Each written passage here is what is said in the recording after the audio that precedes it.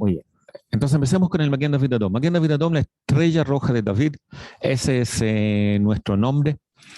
Desde 2005 somos parte del movimiento internacional de la Cruz Roja y la Media Luna Roja, y tengo el honor de ser el coordinador que trabaja con el movimiento internacional en temas de manejo de catástrofes, y en este momento tenemos compañeras que están trabajando en Ucrania en un servicio de ambulancia que está operado por Maguen David Adom, por el 6R, el Comité Internacional de la Cruz Roja y la Cruz Roja Alemana, y están haciendo traslados de la línea de combate hacia los hospitales de Odessa de pacientes críticos.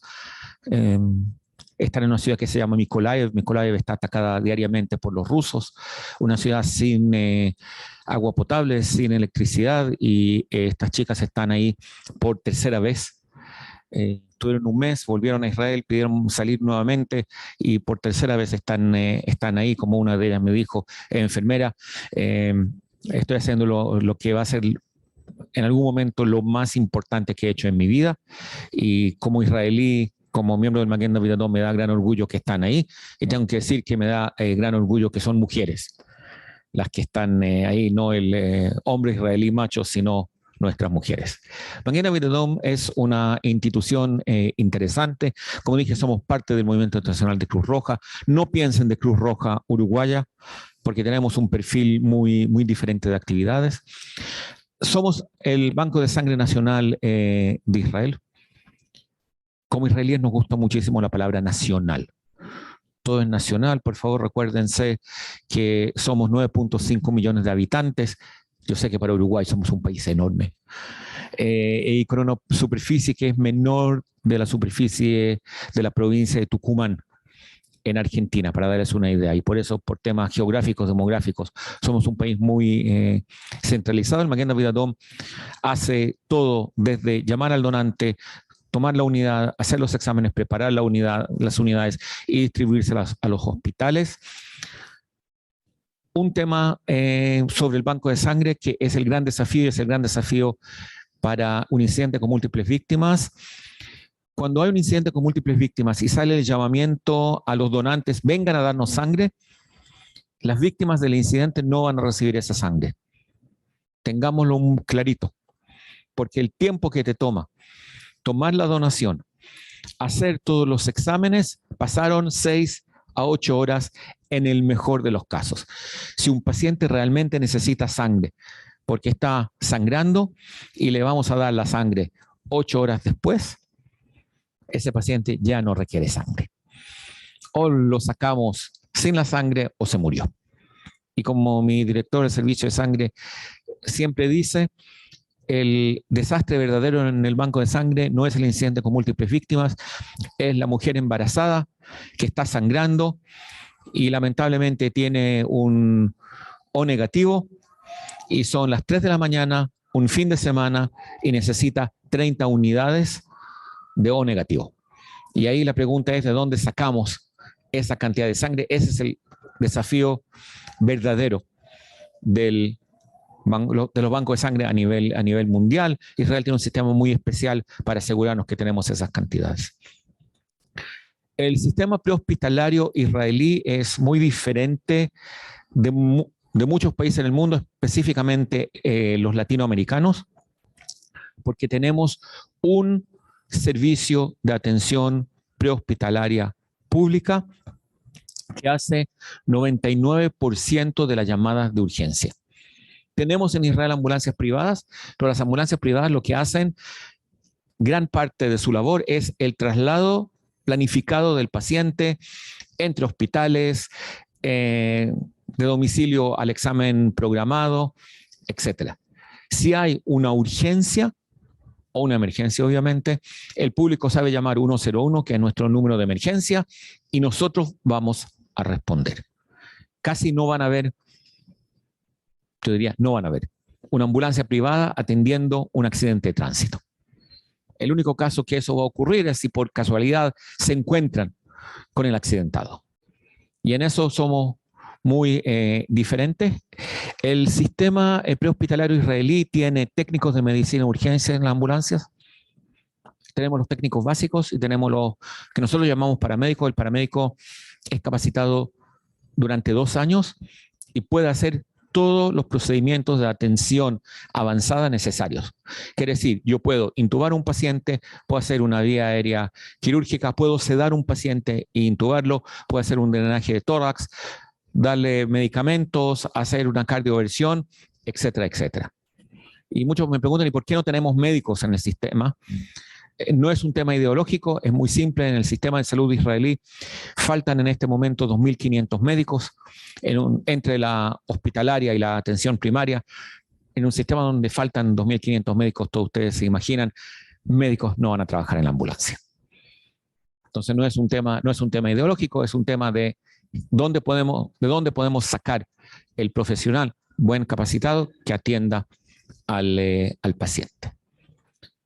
Ahora, lo otro es que, y en eso ya me meto al tema del incidente con múltiples víctimas, tenemos un sistema de mando de incidentes muy claro. En nuestro sistema, el oficial de policía en la escena es el comandante del incidente, independientemente de la naturaleza del incidente. Quiere decir que nuestro sistema muy puede ser, no muy puede ser, eso va a ocurrir, que haya un incendio y el comandante del incidente es un policía. Por eso es tan importante el mando conjunto que se establece en terreno, donde van a estar todos los comandantes de los diferentes servicios, y eso quiere decir que el bombero va a manejar todo el tema de apagar el incendio, sustancias peligrosas, el riesgo ambiental, pero sí, el jefe es el policía. El comandante sanitario del incidente es el Maguen David Adom, independientemente de cuáles son las unidades en terreno. Lo que quiere decir que todas las unidades, diferentes organismos, inclusive militares o voluntarios que lleguen, se ponen a disposición del comandante del Maguen David Adom. Nos da una gran responsabilidad, porque eso quiere decir que nosotros tenemos esa responsabilidad frente al comandante del incidente de generar la información, tenemos la responsabilidad frente a los hospitales de derribar los pacientes en una forma inteligente, adecuadamente según el tipo y la gravedad de lo que sufre el paciente, y informarle eso a las autoridades. En eso nos ayuda a tener un sistema muy organizado, porque el incidente con múltiples víctimas es sumamente caótico, y lo que suele ocurrir en otros países, que llega la ambulancia de la clínica, y la ambulancia de la clínica elige qué paciente quiere llevarse y se lo lleva a la clínica, por no decir por temas de qué seguro el paciente tenía, y otro paciente necesita los servicios de esa clínica porque un paciente de alta complejidad necesita neurocirugía, necesita cirugía torácica, pero el hospital esa clínica ya no lo tiene porque se tomó otros pacientes. Es algo que nosotros tenemos que evitar en este tipo de incidentes. Somos un servicio pequeño con lo que tiene que ver con el personal rentado. Somos 3.500 rentados con 25.000 voluntarios en el Maguen David Adom. Nuestros voluntarios empiezan a los 15 años. Yo empecé mi carrera a los 15 años. Mi director general empezó a los 15 años. Nuestro jefe de operaciones empezó a los 15 años, el segundo en mando. El único que no fue voluntario es nuestro director médico, que como siempre nos dice, cuando ustedes andaban en la ambulancia, yo estaba estudiando, y por eso a mí me recibieron a la escuela de medicina y a ustedes no. Pero no importa, siempre le vamos a recordar que él no fue voluntario. Y los otros son mayores de 21 años después del servicio militar. Tenemos una red muy importante de voluntarios que hacen una respuesta comunitaria. Y para nosotros la respuesta comunitaria es sumamente importante, porque eso es lo que al final del día salva vidas. Maguen David Adom orgullosamente publica que tenemos un tiempo de respuesta de 7.8 minutos al paciente. ¿Bueno o malo? 7.8 minutos. ¿Bueno o malo? Pésimo. Porque si el paciente está en un paro cardíaco, tenemos 4 minutos. Quiere decir que cuando llegamos después de 7.8 minutos, el paciente está muerto 2 veces. Así que 7.8 está muy bien, a menos que el paciente sea el paciente realmente crítico, que cuando llegamos ya es muy tarde. Pero no hay ningún servicio en el mundo que va a llegar al paciente en 4 minutos, a menos que haya un vecino que pueda iniciar la respuesta. Y por eso nosotros tenemos dentro de nuestro sistema, ponemos geolocalización al incidente, tenemos la red de voluntarios que son del Magen David Adom y otras instituciones que en su celular tienen una aplicación, son todos capacitados en primeros auxilios, tienen en el baúl de su vehículo un botiquín de primeros auxilios, nos indican en la aplicación si están disponibles o no, y el sistema automáticamente identifica a las 5 personas que están 5 minutos del incidente y les envía un mensaje. Es un sistema netamente estadístico, esas personas no están de guardia, sino están haciendo su vida normal. Lo único que nos dicen, si me necesitan, puedo salir. Y ahí salen. Hace 6 semanas atrás tuvimos una hora que nos puso a todos nosotros gordos de orgullo. En 1 hora salvamos 4 pacientes de un paro cardíaco extrahospitalario. Los 4 pacientes salieron con vida, se despertaron, gracias al voluntario comunitario y al DEA. Que esa es la combinación que al final salvavidas. Solamente un comentario. Vengo ahora de Argentina, y les puedo decir algo que se ven en Argentina, que tienen ya la ley del DEA y hay muchos DEA, pero la gente no sabe que hay un DEA. Quiere decir, la institución ya lo compró, pero poner ese cartel que dice acá hay un DEA, o poner un cartel en la entrada al gimnasio o al country club que dice, en este country club hay un DEA y el DEA está, no sé, donde el guardia, ¿no? Donde esté.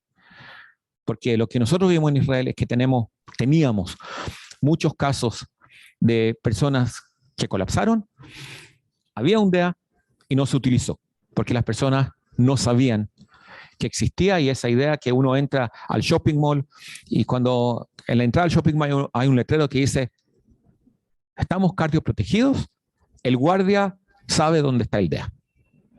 Y así uno acostumbra a las personas que cada vez que entran van a ver ese letrero. A lo mejor algún día se van a acordar. Anécdota, hablé con uno de los paramédicos de los 4 casos que salvamos. El DEA le disparó al paciente 2 shocks y cuando llegó la avanzada, el paciente estaba consciente. Y me dice el paramédico, una de las reanimaciones más frustrantes que tuve en mi vida. Le digo, ¿por qué? Me digo, mira, me despachan me dicen, hay un ciudadano que está haciendo RCP, CPR in progress. Me dice, yo llego con toda mi adrenalina y el paciente está despierto. Así que reanimarlo, ya no tengo que reanimarlo. Me dice, y el paciente me dice, me quiero ir a mi casa. Y le digo, pero señor, usted le hicieron una reanimación. Y él me dice, no, yo me desmayé. Lo único que me pasó es que yo me desmayé y me quiero ir a mi casa. Ahora, normalmente nos pasa que los pacientes nos dicen eso y ahí uno les muestra el monitor y le dice, acá, ves acá, esto no es, esto es una fibrilación ventricular, estabas acá, pero el DEA no lo tiene. Me dice, en vez de reanimarlo, estuve discutiendo con él 20 minutos, explicándole que estaba muerto, y ese fue en un shopping mall y no puede volver a las compras y tiene que irse al hospital. Y ojalá que siempre esta sea nuestra historia. Magen David Adom representa a todos los grupos de nuestra sociedad, árabes, judíos, ortodoxos, seculares, hombres, mujeres. Nuestro voluntario más joven, como dije, tiene 15 años, el mayor tiene 87 años en este momento. Tenemos 2 helicópteros, un bote, unidades básicas, unidades avanzadas. Normalmente manejamos 2.000 llamadas a nuestro número de emergencia, el 101, al día. Durante la pandemia, en marzo del 2020, tuvimos un día con 86.000 llamadas. Y antes que todo quiero definir de qué estamos hablando. Y todos nosotros sabemos que tenemos el paciente único y hace muchos años la mayoría de los que están en esta aula no habían nacido cuando nació la ATLS. Y todos nosotros manejamos hoy día el trauma según el ATLS o el PHTLS. Y de vez en cuando tenemos un accidente donde no tenemos un paciente, tenemos 4 pacientes y todavía los manejamos según los principios del ATLS. Pero ahí llega el momento que no es claro. Y ahí tenemos un tema donde la cantidad de pacientes pasa a ser un incidente con múltiples víctimas. Ya no es varios pacientes, sino es un incidente con víctimas en masa o múltiples víctimas. ¿Por qué? ¿Por qué pasamos de pacientes múltiples a un incidente con múltiples víctimas? ¿Dónde está esa línea?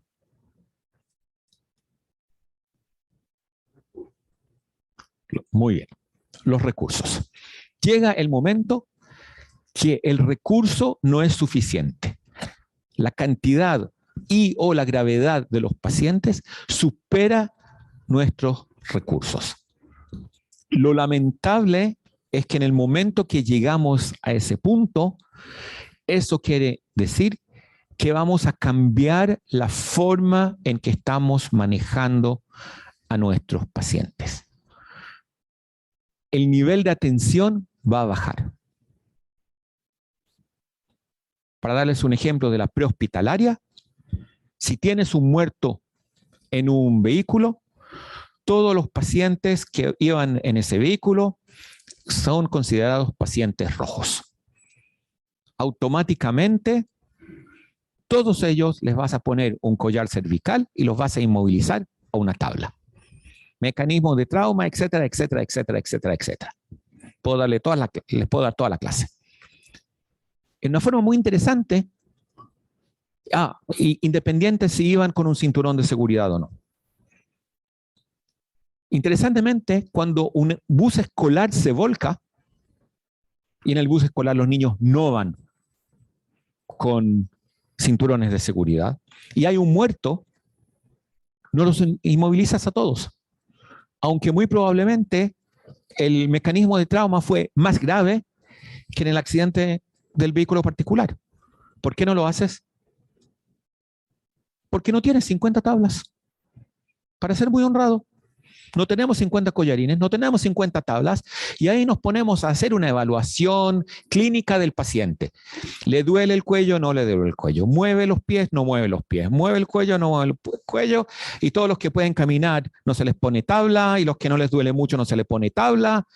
Y ustedes en el hospital los manejan de la misma manera, porque obviamente el hospital tampoco tiene 50 tablas para atender a esos pacientes. Y ese es un punto de criterio. Es un punto de criterio donde yo digo, normalmente habría intubado y ventilado de una forma mecánica a este paciente porque está respirando 5 veces al minuto, pero en este momento tengo otros pacientes que requieren mi atención y el paciente con 5 respiraciones al minuto está tan grave que su probabilidad de sobrevivir el accidente es la más baja, y en el momento que paso a hablar de un incidente con múltiples víctimas, hablo de salvar a la gran cantidad de pacientes y no al paciente más grave. Y por eso en Israel no tenemos un número. Hay países que tienen números. Nosotros no tenemos un número designado que dice 10 pacientes no es un incidente con múltiples víctimas y 11 lo es.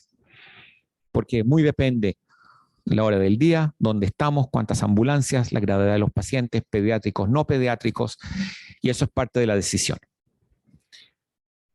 Y ahí tenemos lo que nosotros llamamos en Israel el desastre. El desastre se refiere al momento que vamos a tener un incidente que va a requerir que activemos el sistema de salud nacional para darle una respuesta al incidente, y puede ser que hasta llegue a ser internacional. Y les voy a poner un incidente que estoy seguro que Uruguay no sabe manejarlo, porque Rumania, que es un país más grande, no pudo manejarlo. Tuvieron un incendio en una discoteca con 50 pacientes con quemaduras graves. ¿Uruguay puede manejar 50 pacientes con quemaduras graves? Israel no puede. Y yo era el director de turno. Tuvimos un incendio forestal en el Monte Carmel y se incendió un bus con oficiales de cárcel. Y lo único, yo levanto el teléfono al Ministerio de Salud, al director de emergencia del Ministerio de Salud, le digo, mira, no sabemos si estos 50 están con vida, porque el bus iba lleno, son 50 pasajeros. No sabemos si están con vida, pero si están con vida, tenemos 50 gran quemados. ¿Cómo lo hacemos? Porque eso ya es el momento que no son los hospitales regionales, no es el hospital de Haifa, van a ser todos los hospitales del país y tenemos que traer un plan de contingencia nacional. Y obviamente cada país, cada región con su definición de qué es un desastre. Y quiero decir que no voy a hablar hoy día del gran desastre natural. No voy a hablar del terremoto, no voy a hablar del tsunami, porque ahí hay otros componentes que son muy importantes. La infraestructura desaparece. Ahora, cuando voy a hablar de un incidente con múltiples víctimas, tengo una premisa, que el personal está, el hospital está, el hospital tiene agua, el hospital tiene electricidad, el personal puede llegar al hospital. No estamos hablando de esa situación que se le voló el techo al hospital y el hospital dejó de existir, que ya eso es una historia muy diferente de lo que hablamos en el incidente con múltiples víctimas. Nuestra idea básica es que en un incidente con múltiples víctimas tenemos que activar el sistema lo más pronto posible. En nuestro sistema de manejo de incidentes dentro del Magen David Adom tenemos un módulo dedicado que nos habilita a despachar gran cantidad de recursos en un tiempo muy corto. Nuestra filosofía es por temas de tránsito, porque el tránsito colapsa. La policía es muy buena en cortar rutas para evitar el acceso a la zona del siniestro. Pero en el momento que están haciendo eso, las ambulancias que salieron tarde están en el tráfico y no logran pasar. Y por eso nosotros preferimos enviar recursos y cancelarlos y no empezar a enviar después, porque muchos años existía esa teoría, vamos a enviar a la primera ambulancia va a llegar, va a reportar, va a informar y ahí vamos a enviar los recursos. Y entendimos que cuando hacemos eso, las ambulancias están atascadas en el tráfico y no llegan. Y por eso preferimos enviar lo más pronto posible y empezar a cancelar recursos que no necesitamos. Todos nosotros andamos con esto. El librito de los procedimientos de incidentes con múltiples víctimas. ¿Por qué? Porque entendemos que si el funcionario normal, funcionario rentado o voluntario, no importa, se encuentra con un incidente de múltiples víctimas en su carrera, es apto. Y cuando llega el incidente, uno no se acuerda.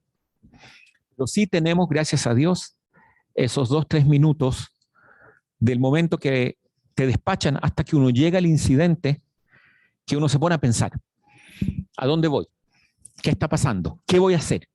Entonces, el qué voy a hacer, nuestros radiooperadores le dicen al personal, por favor, abran el librito, página número 12, y empiecen a seguir las acciones.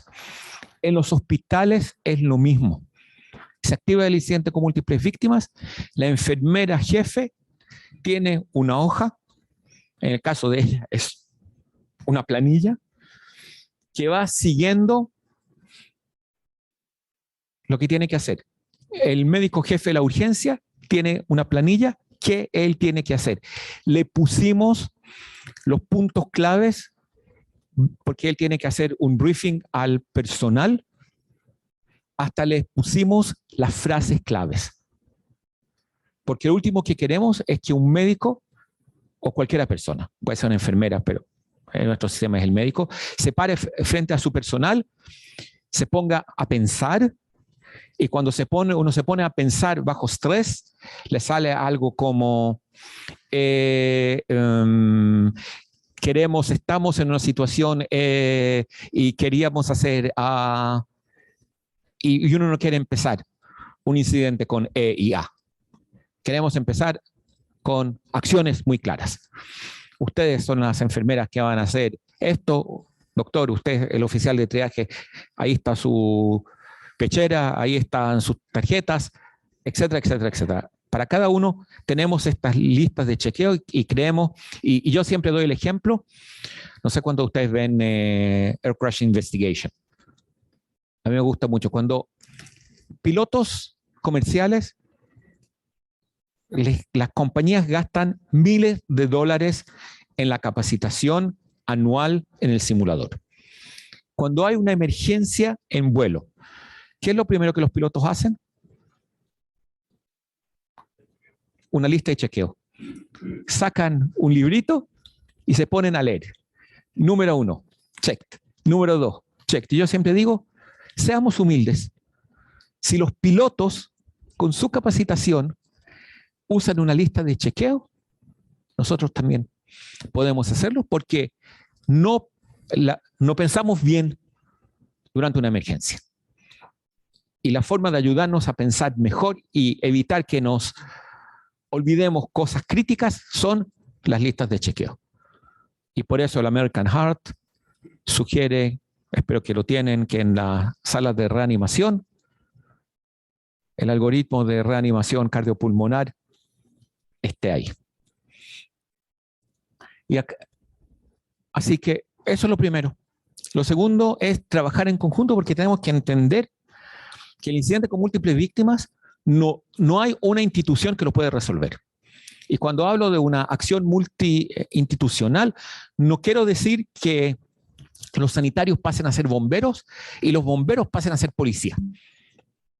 Perdóneme mi chileno, lo importante es no pisarnos uno los callos de los otros. Ese es el tema. Cada uno de nosotros tiene sus temas que tiene que tratar y tenemos que trabajar en conjunto.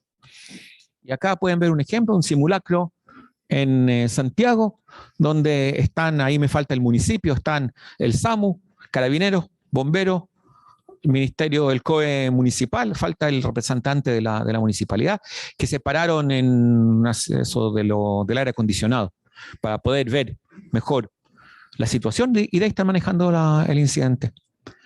Y eso es la estructura de mando con un coordinador sanitario muy claramente definido. Para nosotros, un compañero norteamericano tiene un término que a mí me gusta mucho, pero no lo puedo poner en las presentaciones. Me dice, you are dead, you are red, and the rest. ¿Qué me interesa? Me interesan los pacientes rojos, me interesan los muertos y todos los demás. Al final, cuando hacemos la análisis de los atentados, y los atentados son una situación muy difícil porque es normalmente una explosión en un ámbito cerrado. Así que tenemos muchos pacientes de la onda expansiva que son pacientes complicados porque no ves sangre. Ese es el tema con el paciente de la onda expansiva. Es un paciente sumamente crítico, pero lo miras intacto. Teníamos entre 10 y 15% de los pacientes que eran pacientes rojos. No más. Quiere decir que cuando tengo un incidente con 100 víctimas, con todo ese grito, ruido, con todo el caos, lo que yo estoy haciendo como coordinador sanitario es buscar cuáles son mis 10 pacientes. 10. Peor de los casos, 15. Que mi intervención es la diferencia entre la vida y la muerte para el paciente, o entre la vida y una secuela importante. con todo el respeto a lo que hacemos, y pueden ya entender que yo soy muy orgulloso de mi institución, para los demás no importa. Todos los otros 85 pacientes pueden tomarse un colectivo, un Uber, un taxi, van a llegar caminando al hospital. ¿Saben qué? La mayoría de ellos se pueden ir a la casa y no les va a pasar nada. Hay 10, 15 pacientes que sí, nosotros somos la diferencia. Y todo lo que estamos haciendo, llámenlo triaje, llámenlo organización del sitio, llámenlo coordinación, es enfocado en esos 10, 15 pacientes. Y por eso para nosotros lo más importante es capacitar, y capacitar no es solamente hablar, sino entrenar a nuestros técnicos y paramédicos, identificar a esos pacientes. Obviamente, hacer procedimientos que les salven la vida,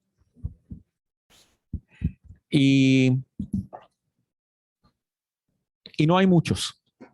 Es básicamente acostar al paciente de un lado para manejarle la vía aérea y controlar la hemorragia. Y quiero decir algo sobre controlar la hemorragia, porque no sé si en Uruguay está ese gran debate. ¿Torniquetes, sí o no? Mi respuesta es muy simple. Abrir un botiquín y decirle al público, porque el público está ahí y el público es partícipe. Señoras y señores del público, vendas, apósitos, donde vean sangre, por favor, aprieten. Y si están apretando y sigue sangrando, apriete más. Exactamente. Y así se controlan hemorragias, porque si el paciente que realmente está sangrando espere que yo, el superhéroe, como ven, bastante gordito, se ponga a correr, a llegar al paciente que está sangrando, hasta que yo llegue al paciente que está sangrando, a menos que haya un buen ciudadano que está aplicando presión, no lo voy a salvar. Y cuando veo al buen ciudadano que está aplicando presión, le digo, señora, formidable, excelente, por favor, continúa. Voy a volver. Y eso es. Y así salvamos vidas. Pero ahí empieza el tema, ¿a qué hospital? Y a qué hospital es la decisión más difícil, más crítica, porque acá miren todo lo adecuado que tenemos. Tengo que identificar al paciente adecuado, cuál es el centro asistencial adecuado, cuál es el recurso de transporte adecuado y cuál es el tiempo que me va a tomar llegar a ese hospital. Lo que quiere decir, no es siempre al centro de trauma. Hay casos que el centro de trauma, por temas de distancia, está muy lejos. Tuvimos un caso en los años 90 en Jerusalén, una chica que después entendió que era voluntaria nuestra, en un pedazo de un fragmento, le cortó la vena yugular, una explosión. Un ciudadano aplica presión, llega a una unidad avanzada nuestra y el sitio era a 5 minutos del hospital Hadassah Har HaTzofim en Jerusalén, que es un hospital que normalmente no maneja cirugía de urgencia. Tienen cirujanos, pero ellos decidieron que ellos manejan cirugía planificada, no manejan cirugía de urgencia. Y el centro de trauma en ese momento era el Hadassah en Karen, que está al otro lado de la ciudad. El paramédico la toma, la intuba, sigue aplicando presión y se va a la Hadassah Har HaTzofim. Y en la evaluación le preguntan todos, pero Oppenheimer, ¿qué hiciste? Nos dice, mire, del sitio donde fue la explosión al hospital Hadassah en Karen, normalmente voy a tardar 40 minutos. En una mañana donde hubo un atentado en Jerusalén con temas de tráfico, fácilmente 1 hora. Yo traje la chica a la Hadassah Har HaTzofim, un cirujano le puso 4 puntos a la vena, dejó de sangrar, le reemplazaron mi suero salino por sangre en la camilla de la ambulancia. Esa chica nunca bajó de la camilla de la ambulancia en la Daza Ratzofim. Y ahí el cirujano me dijo, bon voyage, váyase por favor a Encarn. Ahora, miren lo dramático que es. Es un paciente que estaba muriéndose de una hemorragia horrible. Ahora esta chica dejó de ser un paciente que se está muriendo. Sí, es un paciente crítico que necesita una cirugía vascular, pero ya no está sangrando. La hemorragia controlada. Ya no estamos pasándole agua y sal, le estamos pasando sangre. Ahora podemos irnos tranquilos al hospital de referencia. Esa chica salió sin daño cerebral y hoy día es médico y dice que parte de su decisión de ser médico fue ese incidente. Y ese es el tipo de decisiones que el personal en la calle tiene que tener la capacidad de tomar y necesita nuestro apoyo como jefes a las decisiones. En otro incidente en Tel Aviv, el paramédico llama por radio y dice, me voy al hospital de Tel Aviv. Y el despachador le dice, no te puedes ir al hospital de Tel Aviv porque ha recibido en los últimos 10 minutos 2 pacientes críticos. Y obviamente que estamos saturando ese hospital. Y el paramédico dice, tengo que irme al hospital de Tel Aviv porque el hospital siguiente está a 12 minutos más. Y no logré intubar al paciente, lo estoy ventilando con un ambú. Este paciente no va a sobrevivir. Otros 12 minutos, eran ya 20 minutos de traslado al hospital, al segundo hospital más cercano. Entonces se le avisa al hospital de Tel Aviv que lamentablemente van a recibir un paciente sumamente crítico porque tiene que ser ventilado y no está intubado. Nuevamente, este es el nivel de coordinación con los hospitales en este tipo de incidentes que es crítico, entendiendo qué ocurre en el hospital y entendiendo qué ocurre en terreno, y por eso nosotros enviamos un representante del Maguen David Adom con nuestros sistemas de radio al hospital para que sea el enlace con el director del hospital, intercambiando información de qué está pasando en el hospital, entendiendo que en todos nuestros incidentes 30% de las víctimas son autoevacuadas. Quiere decir, llegan por sus medios al hospital, que es algo que la prehospitalaria no puede manejarlo, pero sí tiene que considerarlo. Especialmente si el incidente como en el AMIA es a una distancia que el paciente puede caminar. Yo no quiero pensar qué pasó ese día en el Hospital Clínico de Buenos Aires, porque obviamente todos los pacientes llegaron al hospital clínico, o porque caminaron o porque alguien los llevó. Y hay un tema importante que es un tema legal, pero igualmente emocional del manejo de los difuntos, y es que se necesita muy pronto un certificado firmado por un médico que declare que la persona falleció. Aunque en este momento no tiene identidad, es John Doe 1. Tuvimos un caso que el padre, y realmente te rompe el corazón, después de su hija murió en un atentado, y en esos tiempos nosotros hacíamos el certificado de la muerte en el Instituto Forénsico Legal. Se llevaba allá y ahí el médico del Instituto Forénsico Legal es el que firmaba la muerte. Y el certificado fue firmado 3 horas y media después del atentado. Y el papá llegaba toda la semana a nuestra oficina a decirnos, mi hija estaba con vida. Ustedes la dejaron morir en la escena. Y no teníamos, y le decíamos, pero mira, le hicieron la evaluación, no tenía signos vitales, estaba muerta. ¿Dónde está el documento? ¿Dónde está el documento? ¿Dónde está el documento? ¿Dónde está la evidencia que estaba sin signos vitales? Y por eso nosotros intentamos lo más pronto posible que haya un certificado que diga, paciente número 1, no hay signos vitales, hora, firma, y ahí podemos realmente convencer a los familiares, que totalmente entiendo por qué quieren creer que esa es la situación. Este es un simulacro que hicimos en las Filipinas de un incidente con múltiples víctimas con el modelo israelí, solamente para darles una idea de cómo se maneja en terreno.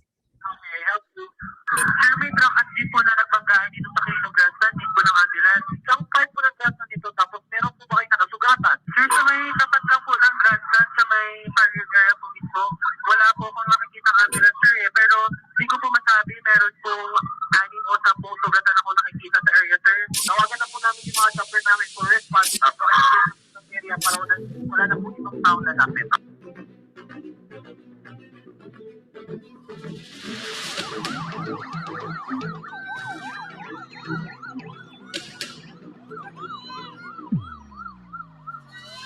Sir, na-assess namin tong area. Meron ditong truck, jeep na nagbanggaan. Likewise, meron din ditong kotse na pagitan sa kanila. Ese es el coordinador secretario, lo pueden dar y hasta tiene un código radial especial. Approximately 50 to 60 patients, initial estimate, sir. I will declare MTI.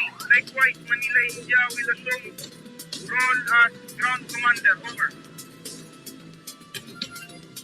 Se declaró como el comandante sanitario, el ground commander.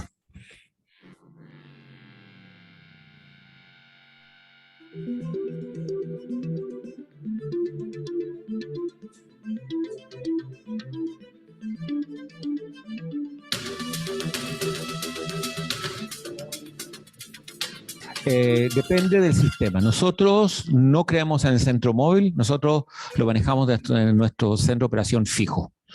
Hay sistemas en el mundo que mandan un puesto móvil de mando.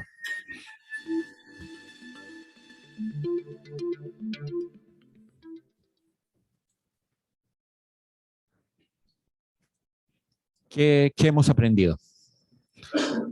El uso del público en la escena, que es crítico, están ahí. Siempre me preguntan por qué no tenemos esos postes para sujetar los sueros. Yo digo porque no se necesita. Siempre hay un ciudadano que está muy dispuesto a sujetarte el suero. Es una muy buena forma de controlar la situación. Porque las personas, en vez que uno se ponga a luchar contra ellas y empujarlas, son partícipes, te ayudan muchísimo, cosa que hay que hacer. Tenemos que asegurarnos que tenemos el material necesario, y eso es a nivel hospitalario y prehospitalario, que tenemos las tarjetas, tenemos los guantes adicionales que necesitamos, hoy ya es la mascarilla y los guantes, tenemos las tablas, tenemos los collarines. La autoevacuación de los pacientes, dije 30%, prepárense, como hospital van a recibir pacientes que van a llegar caminando y van a llegar muy pronto. Si alguien dice, las ambulancias van a tardar 20 minutos, las víctimas van a estar acá después de 10.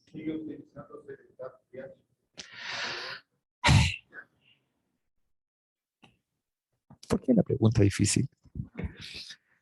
El Start Triage existe y es válido, pero todos los estudios que se han hecho que tratan de analizar si realmente se utilizó, la respuesta es no. Normalmente las personas, especialmente en estas situaciones, usan su experiencia y su criterio clínico. Y estamos en cooperación con colegas norteamericanos tratando de ver cómo podemos hacerlo mejor. Porque al final todos nosotros pasamos el examen y podemos demostrar que conocemos el Start Triage. Y cuando hacemos la evaluación después del evento y me preguntan, ¿y cómo lo evaluaste? Mira, lo miré y estaba respirando muy rápido y me parecía en dificultad respiratoria, entonces estaba rojo. Y eso no es START. Sí o no nido de heridos depende del sistema. Algo que tenemos que intentar de evitar es el micromanagement. Y micromanagement lo digo especialmente en el tema clínico, porque yo creo que eso es lo más difícil. Yo asumí mis cargos de jefe porque era un buen técnico. Y ahí tenemos la tendencia de ver un paciente, los jóvenes lo están atendiendo y en vez de estar manejando el incidente, nos vamos a manejar la atención del paciente. Y ese es exactamente el instante cuando vamos a perder el manejo del incidente. Si yo me pongo a discutir si hay que intubar al paciente o no, no estoy manejando el incidente. Y tengo que tener esa confianza que la persona que está responsable de la atención es suficientemente capaz de tomar la decisión si intubar o no. Hacer este procedimiento o no hacerlo. Y digo nuevamente, ese yo creo es el desafío más grande de los oficiales de triage en todos los lugares, del médico que está manejando la zona de los rojos, porque él está ahí porque es el médico normalmente con más experiencia y se toman a los médicos y se le asigna un paciente. Y si le asignaste a un médico un paciente, tienes que confiar que ese médico sabe hacer un FAST y sabe interpretarlo. Y no decirle, muéstrame qué hay en el FAST. Nuevamente es algo muy natural. Y el manejo de la información. Todo el mundo quiere información. A mí me gustan mucho esos llamados. Hablamos de la oficina del primer ministro. Nosotros no tenemos presidente, tenemos primer ministro. Necesitamos información. Hablamos de la oficina del jefe de policía. Necesitamos información. Y tenemos que tener esa información disponible y tenemos que tenerla actualizada. Y en nuestra experiencia, si la información no está verificada, no la sacamos. Preferimos decir, esperen por favor, estamos verificando información, no tenemos las cifras, porque cuando uno dice que hay 7 muertos y después hay 6, uno lo que va a hacer durante la próxima semana va a ser explicar cómo alguien revivió, estaba muerto y ahora ya no está muerto. Y puede ser, y lo digo, muy puede ser que había 7 muertos porque alguien se murió en la urgencia independientemente del accidente. Se murió por otras razones. Y alguien le preguntaron, ¿y cuántos muertos tienen en la urgencia? Dijo, 7. Y uno piensa que los 7 son del incidente, al final son 6 del incidente y uno más. Entonces, mejor verificar, chequear 5 veces esta información que dar información que no es muy segura. Y el tema del apoyo psicosocial a los pacientes, a los respondientes, a todos, eso que hay que hacer antes que el personal se vaya, una conversación con el personal. Y para nosotros es una conversación técnica, pero también emocional. Y una cosa que es, no sé si ustedes pueden, pero en nuestros sistemas, la escuela de enfermería normalmente está al lado del hospital. Y las escuelas de enfermería son el lugar que se usa como centro de información a familiares. ¿Por qué? Porque así evitamos la entrada de los familiares al hospital. No pueden entrar al recinto hospitalario. Tienen que entrar a la escuela de enfermería. La escuela de enfermería tienen la gran ventaja que tienen aulas, tienen una cafetería donde se pueden poner las personas a esperar y ahí se maneja todo el tema de la información a los familiares. Tener familiares dentro del hospital es un riesgo porque se los van a encontrar dentro de la urgencia. Uno no entiende y nosotros tenemos seguridad en los hospitales. Y no entendemos cómo, con toda la seguridad que hay, y hablo de oficiales de seguridad en los hospitales, con toda la seguridad que tenemos, cómo lograron llegar dentro de la urgencia. Entonces, para que eso no ocurra, utilizamos las escuelas de enfermería. Nuestro desafío es la seguridad, obviamente. ¿Qué va a pasar cuando tengamos más de un incidente? ¿Qué hacemos con el recurso no necesario? Al final tenemos técnicos más que necesitamos. En los hospitales pasa lo mismo. Se llama al personal que está fuera de turno, de guardia pasiva, llegan y tienes demasiados doctores, demasiadas enfermeras, y eso molesta. Si dejas, y por ejemplo en nuestro sistema hay un lugar designado dentro del hospital donde se presenta el personal que va llegando y de ahí se le asigna la función. No se les deja llegar a la urgencia, porque médicos y enfermeras en la urgencia con muy buena intención molestan.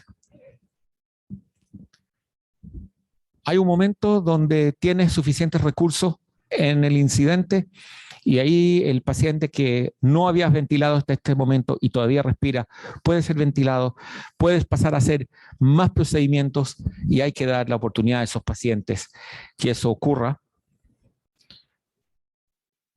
Un muy mal hábito, nuestro personal tiene una tendencia de no llenar hojas de atención durante incidentes con múltiples víctimas, aunque van con un paciente en la ambulancia y el técnico podría llenar la hoja de atención, no hay ninguna razón que no lo haga, pero es un incidente con múltiples víctimas. No hay hojas de atención.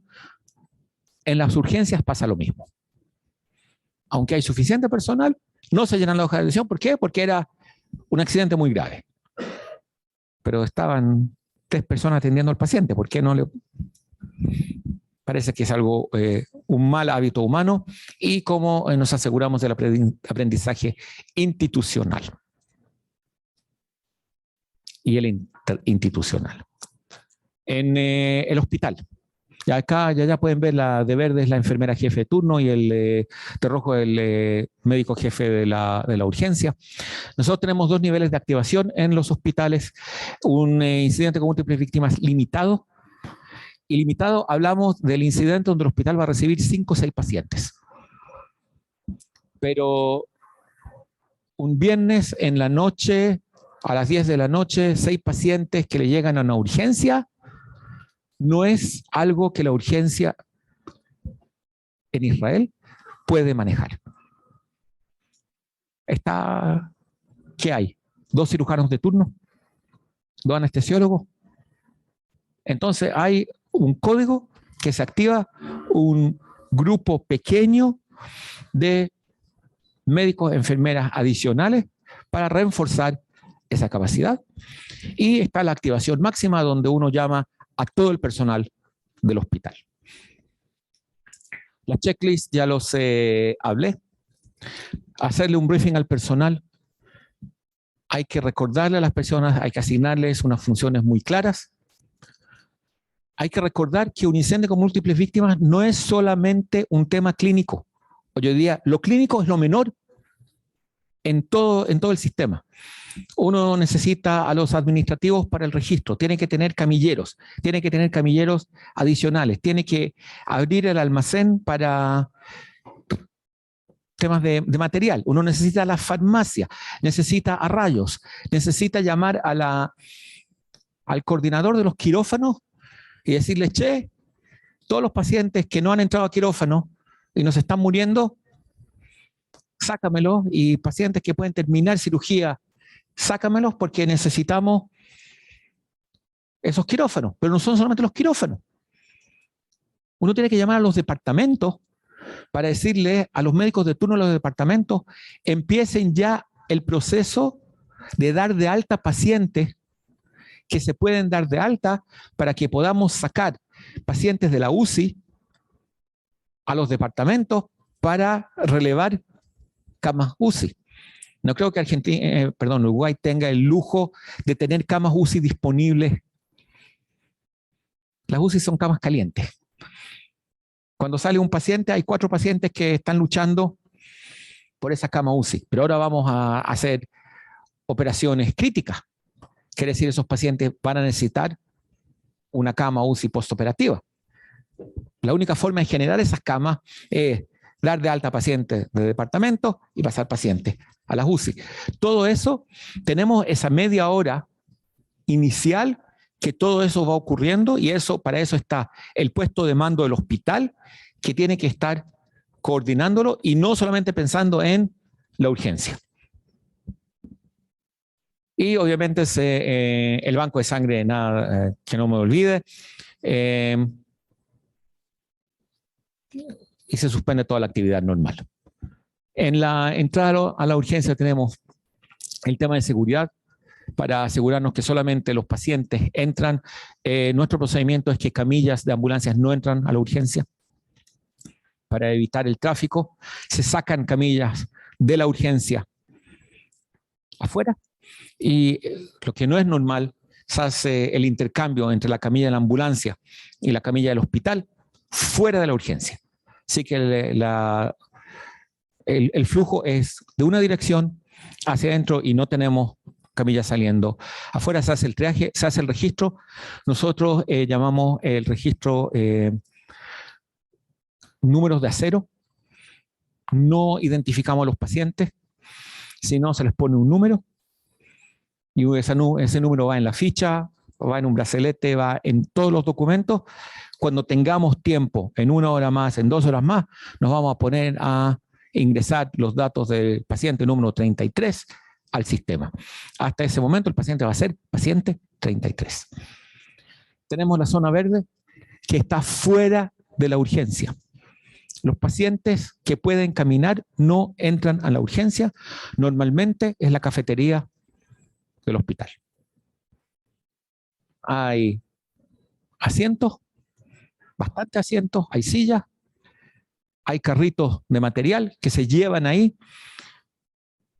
El personal de la zona verde en nuestro sistema son los médicos y las enfermeras de medicina interna, porque aunque son pacientes de trauma, siendo pacientes ambulantes, no hay heridas que una enfermera no pueda manejar.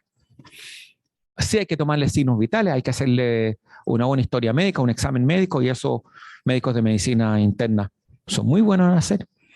Normalmente nosotros nos reímos que los cirujanos no saben auscultar a un paciente. Si hay que auscultarlo, llaman a medicina interna, que me manden a alguien para auscultar. Entonces ahí, estos pacientes hay que auscultarlos, hay que hacerle un examen físico. Médicos de medicina de urgencia son los que lo hacen. Fuera de la urgencia, dentro de la urgencia están los pacientes rojos y amarillos, y hablé de la zona de información a los familiares. Este video es un video tiempo real. Tuvimos un atropello hace 1 año, 3 meses atrás, en el Monte Merón. Se declaró un incidente con múltiples víctimas, y esto es el hospital de Tiberias, que se está manejando la preparación y el incidente mismo.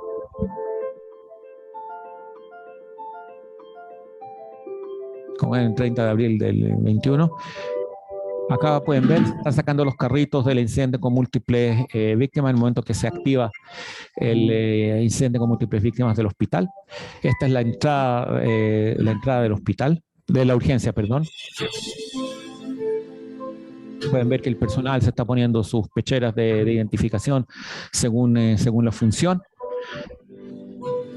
Se asegura que tengamos un flujo unidireccional en la urgencia. Esos son los oficiales de seguridad del hospital con su identificación. Pueden ver que la identificación es según colores. Y acá empieza a llegar el personal porque se activó una respuesta máxima del hospital para el incidente. Y esta es la llegada ya de las ambulancias con una línea específica. Nuestro helicóptero aterrizó en el hospital para llevarles pacientes, y acá se sacan las camillas, como les dije, hacia afuera.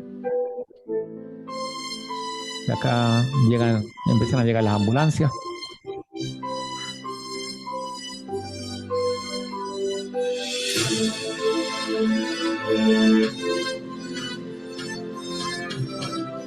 Perdón. Si es toxicológico, decontaminamos afuera. Hay una zona de decontaminación que está fuera del hospital, fuera de la urgencia, perdón, y ahí se hace la decontaminación.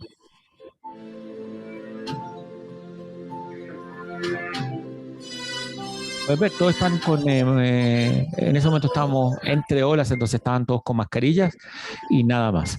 Si fuera, pero ven ahí los delantales azules del personal clínico,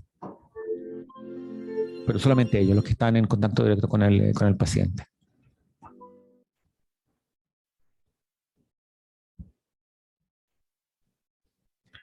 Si tienen alguna pregunta, duda, comentario, por favor. Levantamos la mano y... Les pasamos el micro.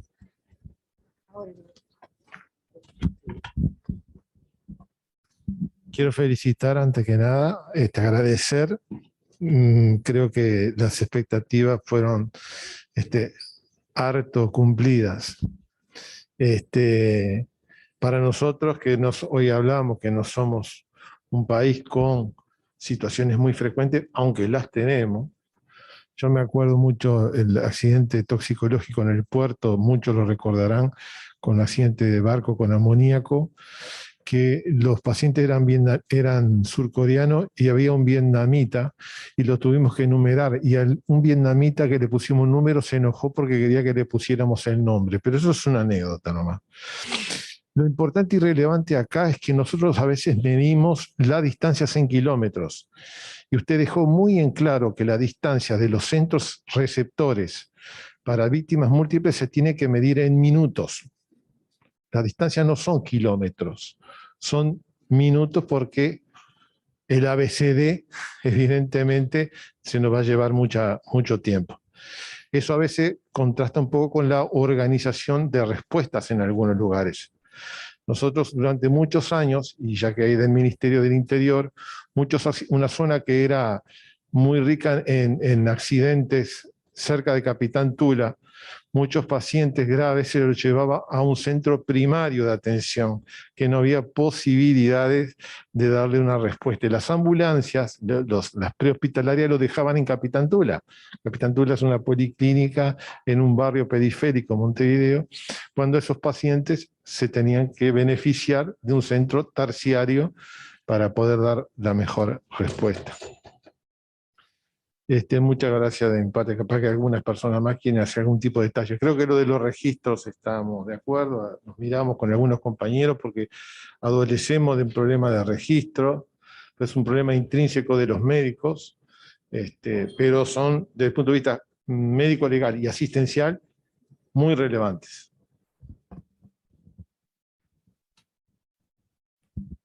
El tema que tenemos nosotros, que muchas veces nos olvidamos, hay una diferencia entre la atención del paciente único y el incidente con múltiples víctimas en tema de la continuidad de la atención.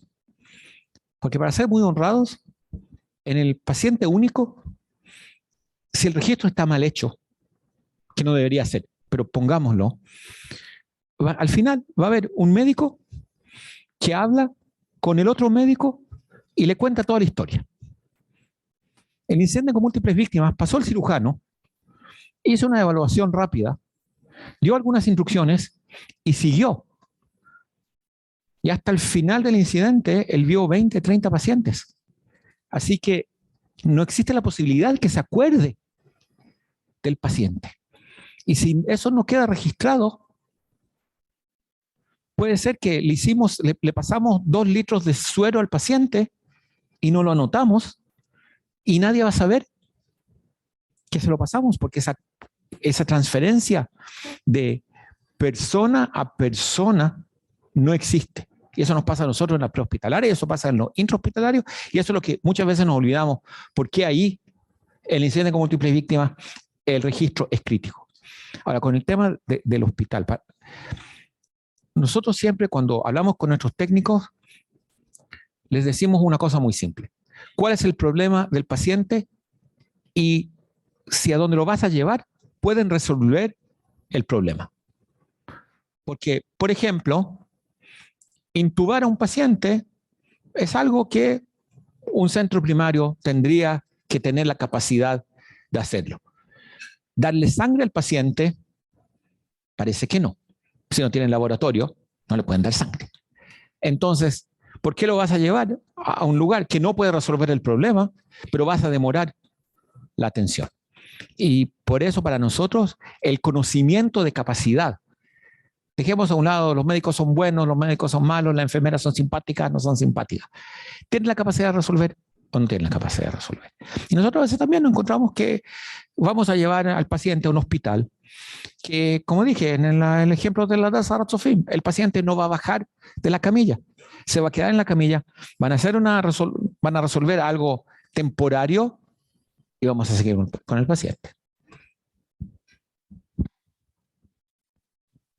Yo tengo una pregunta. Hoy estabas hablando de la organización geográfica o territorial de los hospitales, que el Hospital de Clínicas es un proveedor de salud que está en una red con otros hospitales del sector público, y hay una dificultad en definir cuál es la población y el territorio, y eso ustedes lo definen por municipio, por nivel de complejidad de los hospitales, porque hablabas de hospitales que tienen distintos perfiles. ¿Cómo se arma la red a nivel territorial para que cuando surge cualquier situación de urgencia o de emergencia, uno sepa a qué lugar tiene que ir?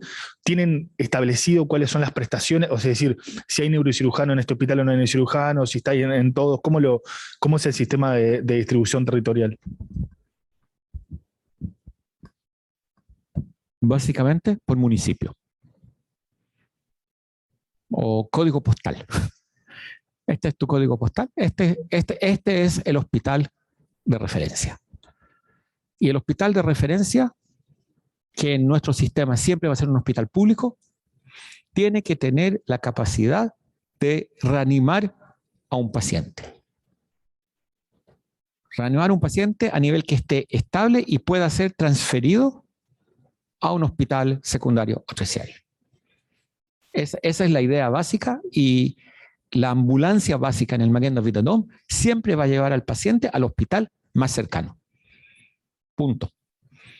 La avanzada, como ya tiene una capacidad de resolución más alta, el paramédico, consultando a nuestro médico en el control médico, puede tomar la decisión de bypassar al hospital de referencia, de primera referencia, si el paciente requiere una atención más avanzada, pero los problemas básicos están resueltos. ¿A qué me refiero?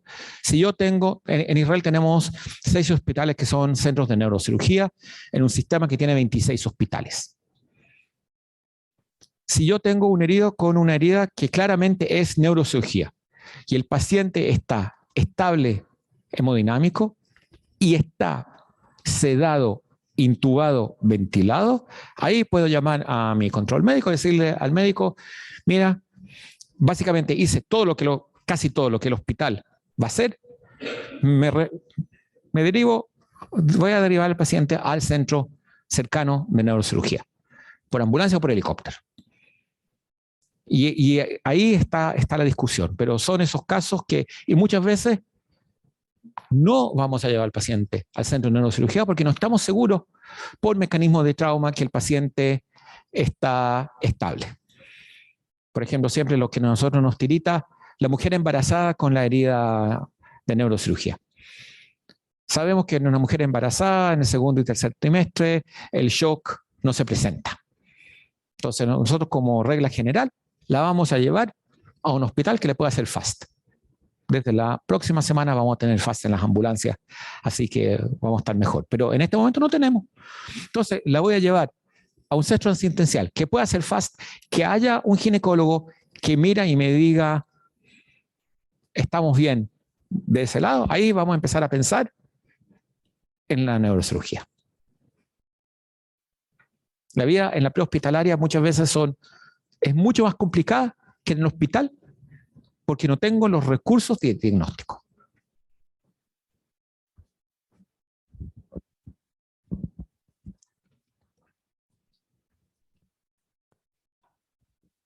Hola, buenos días. Tengo la oportunidad de verlo por segunda vez y siempre muy interesante.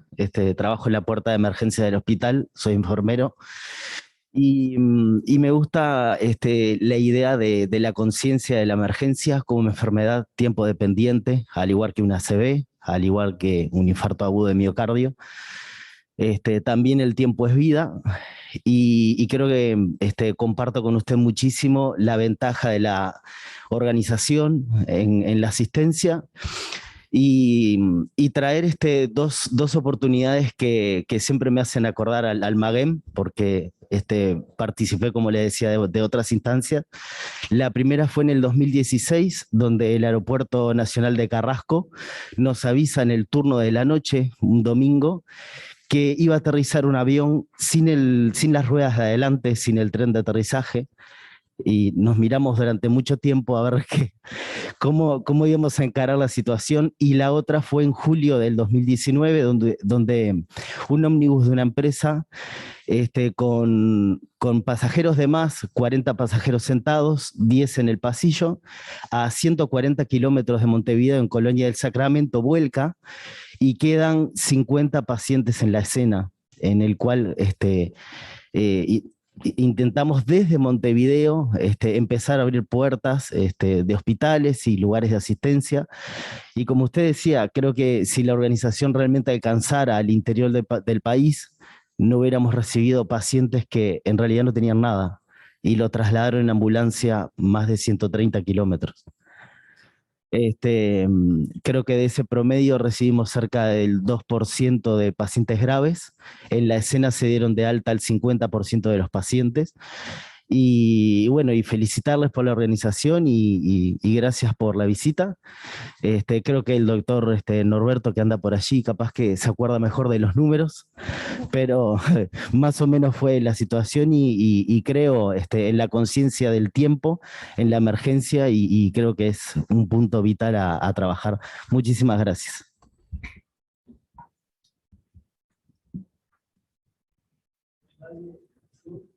Si no, saldría por la manito. Una pregunta. Buenos días, bueno, soy el subcomisario Edgardo Novo de la Dirección Nacional de Bomberos, soy el jefe del Departamento de Materiales Peligrosos y Protección Ambiental. No me voy a meter mucho en el área técnica acá porque me van a sacar a pasear por todos lados, así que me voy a ir netamente a lo ejecutivo. ¿Cómo manejan ustedes, por ejemplo, en la parte de la respuesta, la jerarquía dentro de la intervención?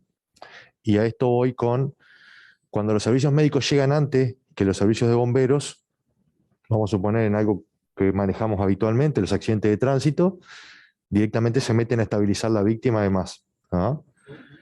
Ahora, cuando llega la Dirección Nacional de Bomberos, nosotros, evidentemente que si bien nos importa la víctima, primero buscamos estabilizar la escena para que después recién los médicos puedan trabajar de forma segura. ¿Hay algún tipo de capacitación al respecto de esto o no?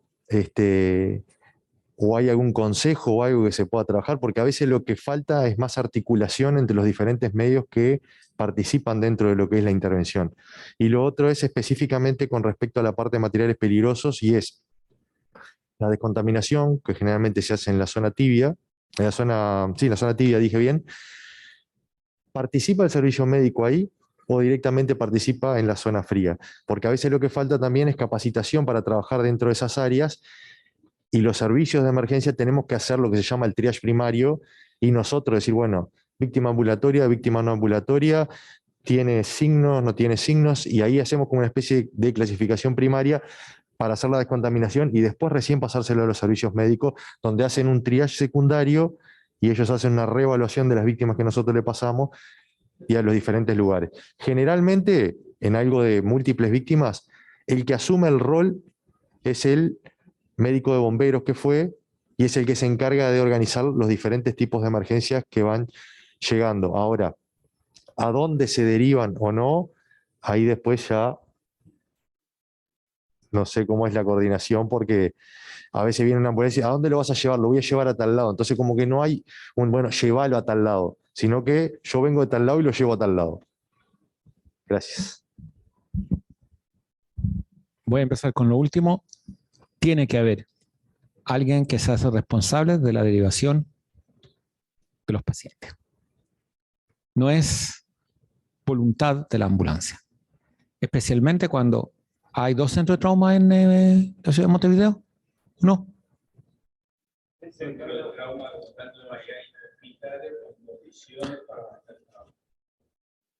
Muy simple. Si este hospital tiene neurocirugía y otros hospitales no tienen, ¿qué quiere decir que alguien tiene que tener muy claro que todos los pacientes que requieren neurocirugía llegan a este hospital y los con fracturas no llegan a este hospital, sino llegan a otros hospitales porque ellos pueden manejar a la fractura, no pueden manejar neurocirugía, pero este hospital no puede manejar fracturas y neurocirugía al mismo tiempo. Y por eso alguien tiene que tener muy presente la condición de los hospitales en términos generales y en términos prácticos. Porque muy puede ser que este hospital, por dar un ejemplo, está haciendo una gran cirugía torácica y en este momento todos sus cirujanos con más experiencia están en quirófano y no van a salir en las próximas 2 horas. Porque no se puede dejar al paciente. Estamos en la mitad de la operación, no se puede dejar al paciente. Y eso es algo que el que maneja el incidente sanitario tiene que tenerlo muy presente y tiene que manejarlo. No puede ser que yo, porque soy ambulancia del hospital X, llevo a mi paciente al hospital X. No es lo normal. Eso es el tema número 1. ¿De centros? Útiles. Sí. Lo segundo, lo primero que le enseñamos a todos nuestros técnicos de medicina de urgencia es safety first. Uno no hace una intervención hasta que se asegura que la escena no es peligrosa para mí y para mi personal y para el paciente.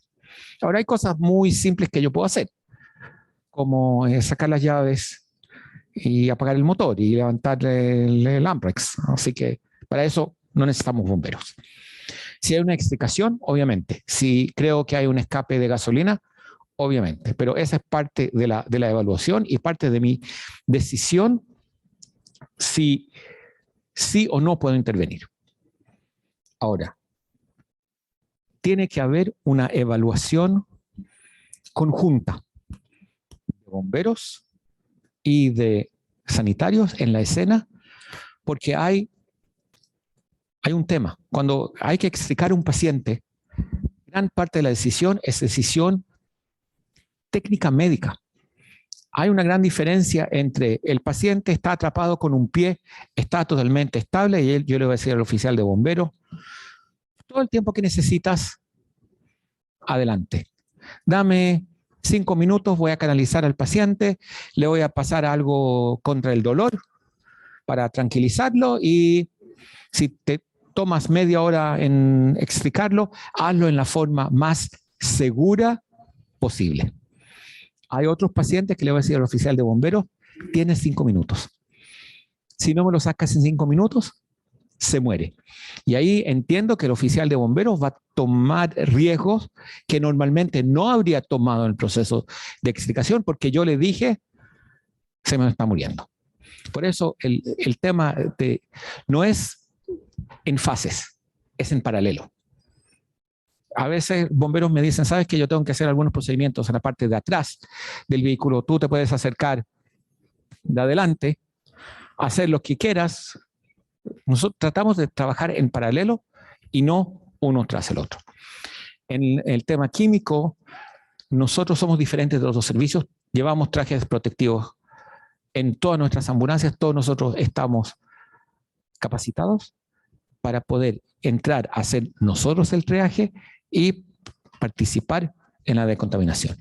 Porque un paciente que sufre de una dificultad respiratoria importante necesita atención durante los 15 minutos de decontaminación.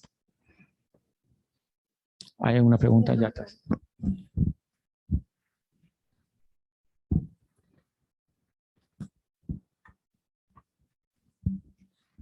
Bien, bueno, muchas gracias por la presentación. Usted ha colaborado con mi grado de frustración, ¿no? Viendo lo que nosotros tenemos en nuestro país, que es un montón de recursos, pero que precisamente no están organizados y por eso se dan los fenómenos que se dan. En todos los eventos que hemos participado con múltiples víctimas, el caos y el desorden ha sido la regla y no hemos sido capaces de establecer lecciones aprendidas para corregir esos errores. El aspecto, esta es una especie de conclusión que uno saca cada vez que estamos, digamos, viendo cómo se puede trabajar en otros lugares también y a nosotros nos cuesta tanto. Y en eso también tenemos que ser conscientes de que nuestros hospitales, y en particular este hospital, tiene que ser la referencia y el líder en el manejo de la capacitación y formación de un sistema de comando de incidentes, es decir, de una organización que nos permita mejorar los resultados.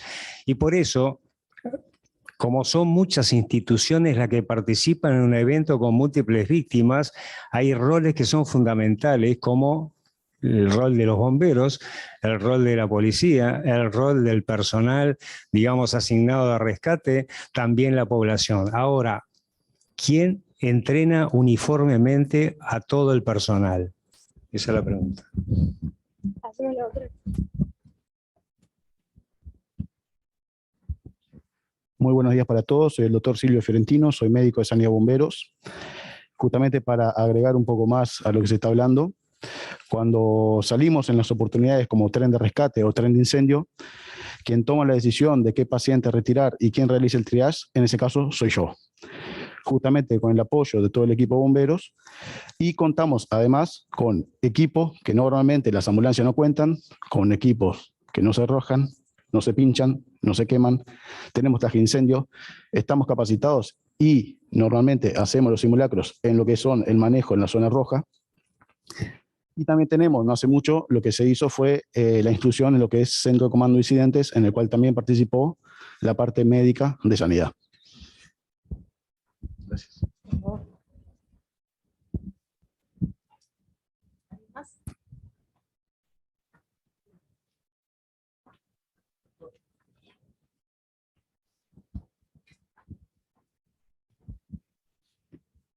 Bueno, muchas gracias.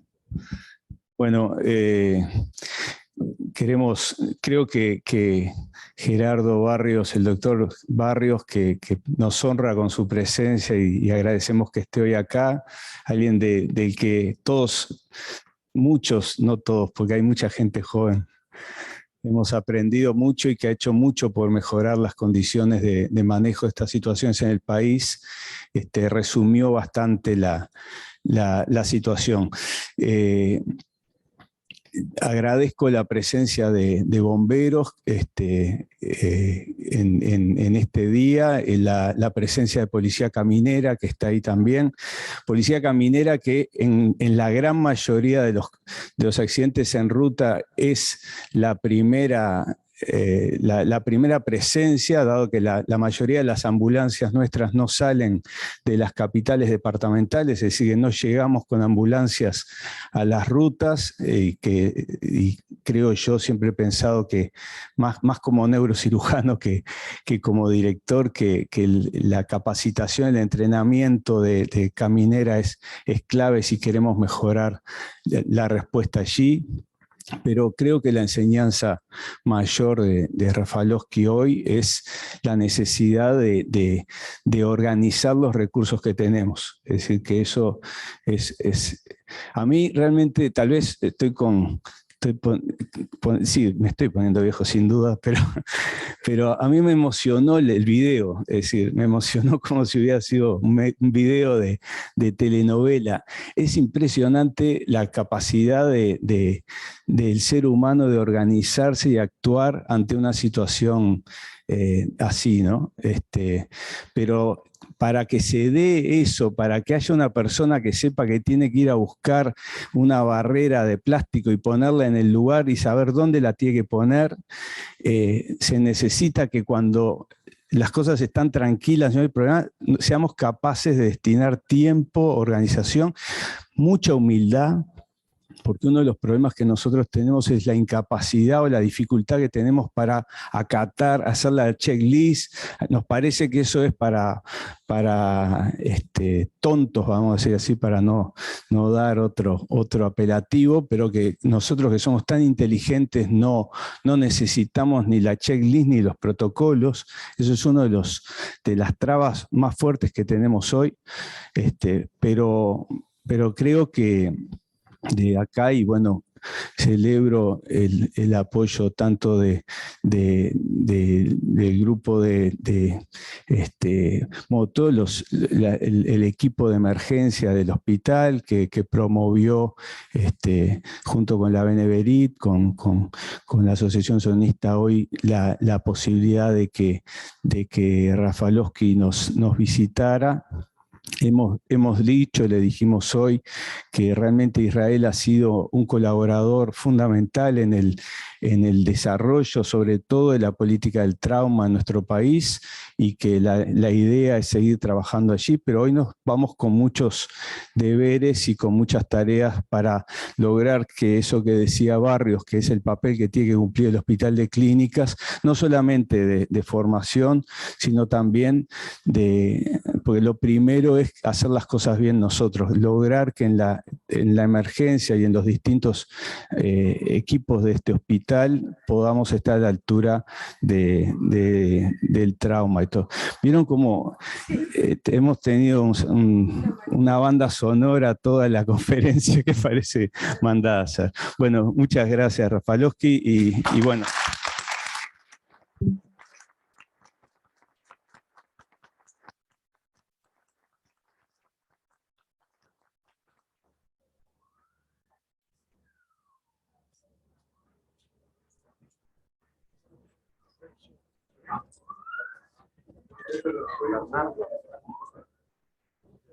Muchas gracias, Jaime.